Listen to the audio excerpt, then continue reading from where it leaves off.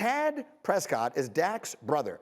And yesterday he was watching our show and he tweeted the following. I heard Dan Graziano say on Get Up that Dak could have taken a Goff or Wentz-like contract last year. Those two both were offered 4-year extensions. Dak was being offered 5. So Graziano responded. He wrote, right, it's not an apples-to-apples comparison, wasn't presented as one.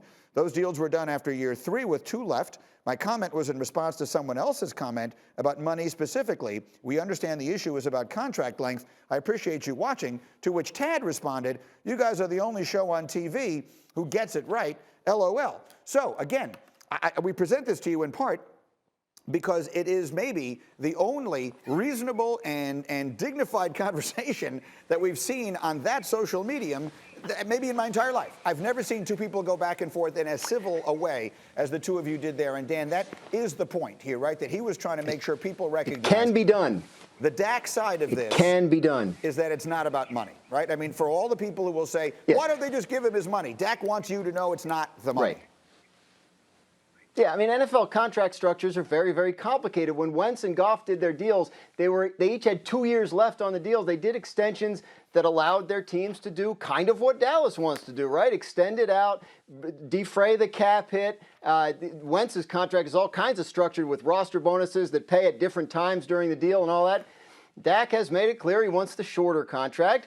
It's about the guarantee up for how much money you're going to make in the first 2 years, how much money you're going to make in the first 3 years. He's completely within his rights to demand this, and he's in a position of leverage that those guys never reached because he's in his free agency year. He's in his second franchise tag year. So he's exercising that. It's a two-way street. You need both sides to make a deal. They've staked out their position. He's staked out his, and so far they haven't been able to meet in the middle. I think at some point they will. But guys, I was saying that last year and frankly the year before, and here we still are.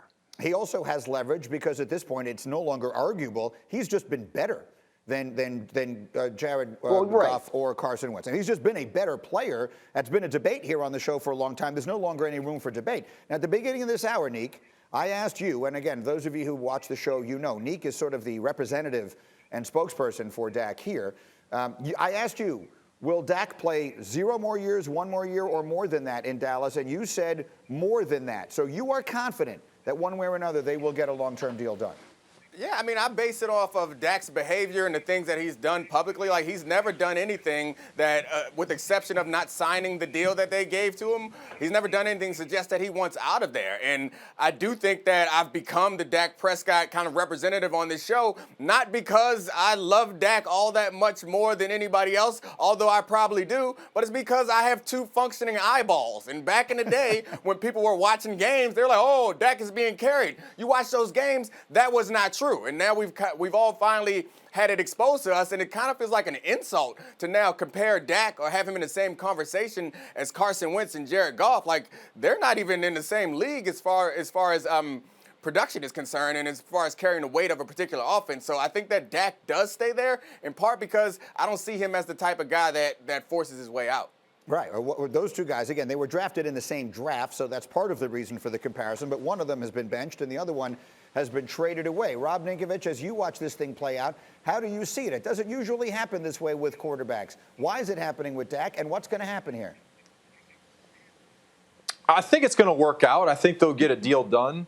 And usually this does not happen when an injury happens and a guy is gone for the season. It doesn't help their status. But in this particular case, when Dak went out with his injury, the Cowboys literally fell off a cliff and the backup came in, and you saw the difference. You saw the difference what the Cowboys were with and without Dak. So if you're ownership, you're up in the top in your box and you're looking over your team and you're saying, look, how close are we? You lose your starting quarterback and you completely lose everything that you have in that particular season. So they realize how important it is. And then on the flip side of that, Dak having an injury, he's realizing, look, I'm only 1 injury away from not having the stability and the contract in place to help me and support me throughout the rest of my life. So for him, he's looking at it, look, let me go get paid. Let me get my guaranteed money because this isn't going to last forever. And Dallas, on the other side of that, it's like, look, we need that guy on our team to be better, to be competitive, and to win the division.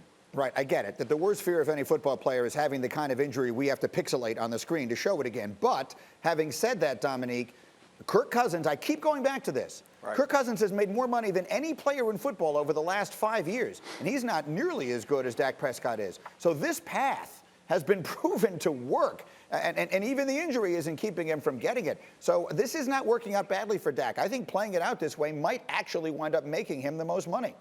Oh, yeah, I think it definitely would make him the most money because it will end with him, or it'll start with him getting a second franchise tag, which gets close to $40 million this year, and then he'll have free agency.